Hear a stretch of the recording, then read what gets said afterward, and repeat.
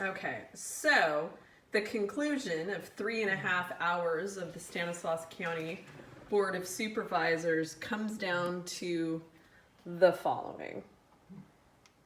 Okay.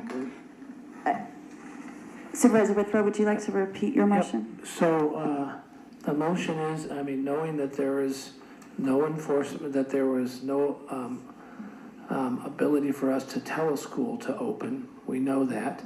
But the motion is only that the county, Stanislaus County, will not expend any of our staff or resources to enforce the state's current order prohibiting schools from opening. That's the motion. Okay. Any further comments, questions, or discussion before we take a vote? Just one other question of the county council. If you know, if we vote for this, are we risking some of that $30 million or so that could get taken away from us? Yeah. Yes, if you were to approve the motion, it would be, you would be taking a step back from your certification. Also, I believe the motion itself is void in that it would be, it would contradict the governor's order.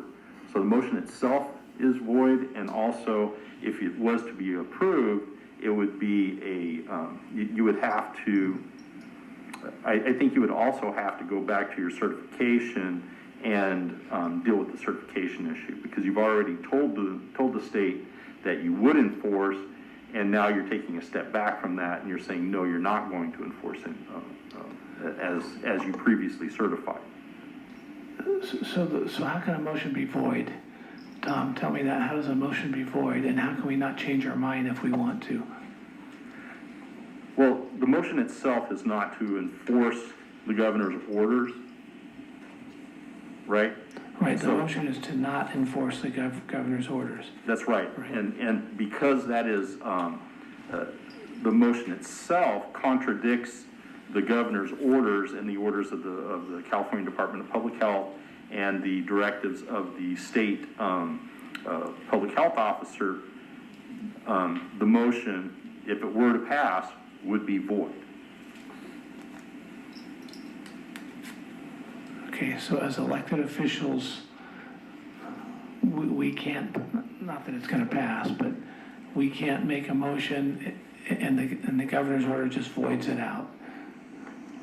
You can make the motion and you can vote on it, but it would be void. Yeah. On what grounds? Just On preemption grounds. As I explained earlier, the governor's orders and his directives have the force and effect of law. And he has ordered all persons in California to comply with the orders and directives of the CDPH and also the state public health officer.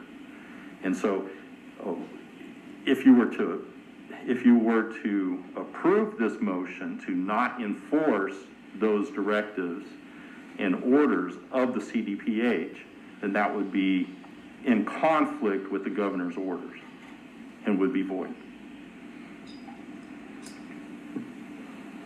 yeah, unless it wanted to go further for further litigation from there, right? I mean, that's what it would. And whatever, it's okay, it's fine. I mean, the governor had orders to not let black people drink from drinking fountains that white people drank from at one point, and so, you know, it would just have to be taken further if we wanted to, but that's okay. Let's just do the vote and we'll be good. You could litigate it. You could litigate Right, exactly. That's what I'm saying. Right, it would be taken further. Yeah. Okay. Okay. With that, we have a motion and a second on the floor. County Clerk, will you please call the roll? District 2, Supervisor Chiesa. No. District 3, Supervisor Withrow. Aye. District 4, Supervisor Berryhill. Aye. District 5, Supervisor DeMartini. No. And District 1, Chairwoman Olson. No. Motion fails. moving on to item 8.2. I think all the same people are staying maybe, or maybe not. Approval to establish a local spending plan for state pass-through CARES funding in the amount of $12.8 million